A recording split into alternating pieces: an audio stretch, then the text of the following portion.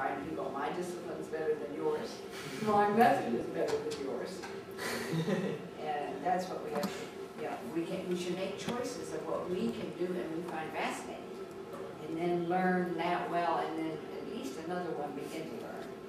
But then be in an environment where, I don't do the bone sensing, but I know enough about it. I took a summer session, so I got a pretty good idea of some of the basic problems and concepts. And when I've actually done some analysis, I may show you some of that tonight. Yes. I've sat at a computer. I've done we call them training samples, and that's when you are out in the field. You use a GPS you say, I'm now here, and I'm looking in that direction, and this is what I'm seeing. You describe it very thoroughly, so that you're telling it it's a cornfield rather than a young forest. One of the problems is that the satellite doesn't make a distinction in terms of numbers between a cornfield and a young forest. And so I'm seeing a cornfield, and at a certain height with a variety of things. Well, if you see enough of those and you get them entered, you can correct. And then you say, I'll do 100 of those in the field, you put in 50, make an adjustment, and then you say, can I predict 20 of the ones you didn't do? And if you are beginning to get up to 90% accurate of prediction, you don't have to do it again and again and again. But see, this is going back and forth to get good data. But then, boy, over time, remote sensing gives you space and time in the same place, but then you've got to get the boundaries. So getting the institutional boundaries is frequently tricky, because you don't know what there is underground. Some of the institutions that are relevant aren't a state or a city or something like that. Zero. I was going to say that in your field of work, do you think there are ethical concerns with the use of experimental data as opposed to observational data? And if there are, could you discuss that? Doing both, love it. But see, when I'm in the field, I can be into like the groundwater basin I studied, or some of the forests, or Great Lakes, or things like that. There are so many different things happening at one time that I begin to get a sense of, when you have this compilation, that these are the sorts of patterns that can occur. But when then going into the lab, what you can do, what we did at the very beginning was we took the formal mathematical theory, did a game theory analysis very carefully, and then very carefully translated that into instructions for students, and you pre-test and pre-test and pre-test so that you're sure the internal validity is correct. And that is, for example, where we tested Garrett Hardin. And if we have people in the lab and they are able to take out tokens or invest them, however you cast it, in such a way the mathematics is a common resource. They're anonymous and cannot talk. They overharvest like mad. Give people the chance to do face-to-face communication.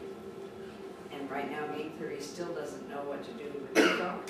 Game theory treats face-to-face communication among us as cheap talk, because, oh, I can promise you that I'll meet you at such and such a time and I'll carry the big box for you. Well, there's no court to make me do that, so it's cheap talk. Especially when we say, look, if you will cut down on your harvesting, and you will cut down, and you will cut down, I will. Well, again, it's cheap talk. But the difference in outcomes are dramatic.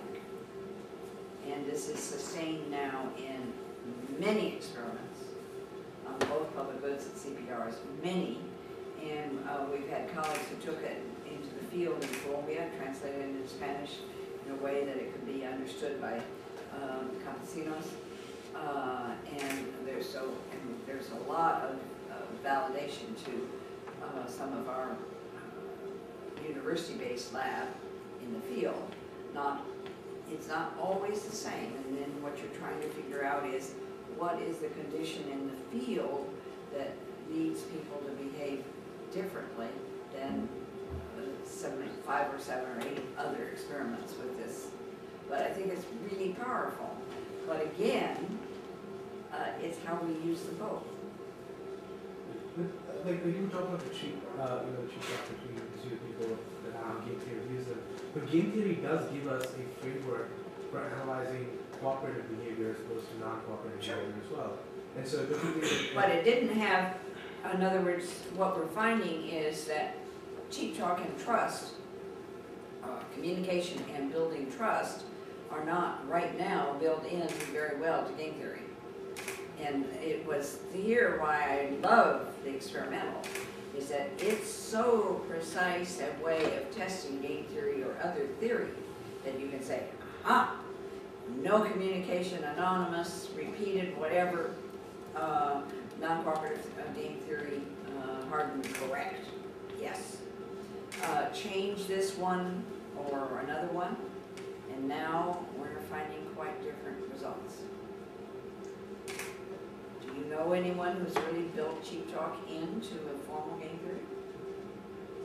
And yet, I think there are probably some 40 or 50 experiments now showing, different papers showing that communication makes a big difference.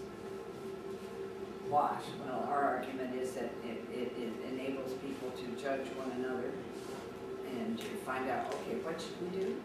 Why should we do it? And are you really going to?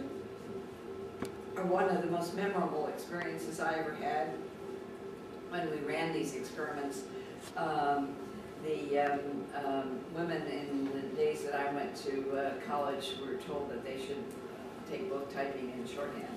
I learned typing, and then I went out in the world and I tried to get a job, and they said, you take shorthand, and I did. This is in the 50s.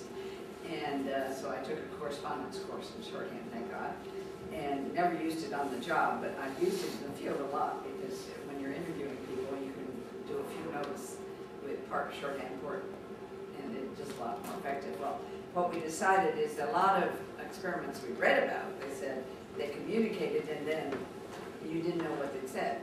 So Jimmy and I set it up so that he ran the experiment, but then we asked people to come and sit at a table, and I asked them, would they let me tape it? I would tape without permission. And I put a button on them that was different than their computer number. So I could write down, B said, and I get the first 3 to 5 words of a phrase, and then let them go on, and then D, and etc. And I could then record that. That night I just sat there and typed like mad because I could listen to the tape and get who said it, and I didn't know what they were doing. Jimmy ran the experiment, and I did not want my face to show that I knew anything of what was actually going on. That way I think we got pretty good discussion, and people, partly they were trying to figure out, well, what's the best, let's figure this out together, what's the best thing to do, and then, let's do it. And then one time they came in, they would get the average at the end. They never said who did what, but they learned that the average contributions were X. And one of the students said, X, some scumbucket over-invested, and we all discussed this and agreed, and that scumbucket, whoever they are in this room, cheated the rest of us. And I hope that scumbucket, when they get home tonight, really is miserable because they cheated. Well, that's a form of sanctioning and shaming. And it's not that I encourage shaming right and left, but having a sense of duty and being in a community where people can say to a farmer, gee, you let that chicken pile grow very high and no one else in this neighborhood is doing this, why aren't you taking care of it?